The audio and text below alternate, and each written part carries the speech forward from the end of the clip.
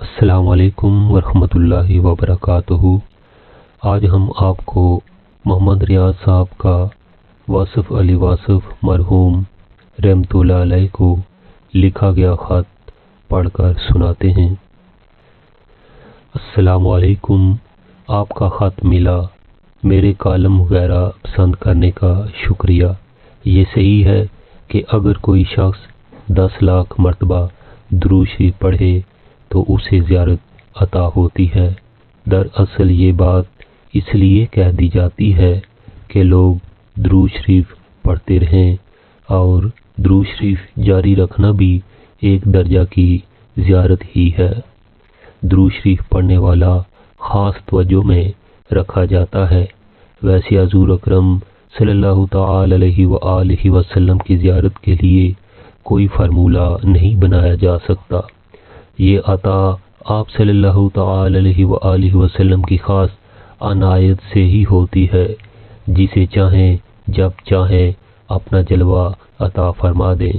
آپ محبت میں اپنا سفر جاری اور ساری رکھیں، درود شریف پڑھتے جائیں، دیدار کا تقاضا نہ کریں، کیونکہ یہ معاوضہ ہے، اور جب آپ صلی اللہ تعالی علیہ وآلہ وسلم خود عطا فرمائیں تو یہ آپ کی نوازش ہے۔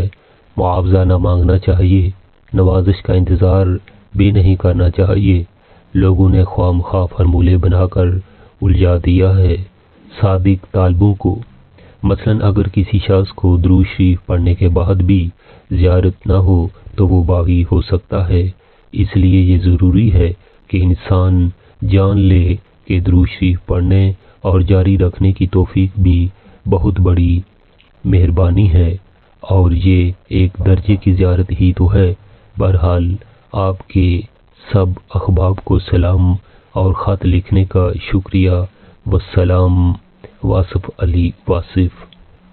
جی ناظرین و سامعین، اس طرح کی مزید ویڈیوز کے لیے آپ سے گزارش ہے آپ ہمارے چینل کو سبسکرائب کیجئے اور ساتھ والے بیل نوٹیفیکیشن کو بھی آن کیجئے، تاکہ جب بھی ہمارے چینل پر نئی ویڈیو اپلوڈ ہو تو اس کا نوٹیفیکیشن آپ کو ملتا رہے اور آپ فائدہ اٹھاتے رہیں۔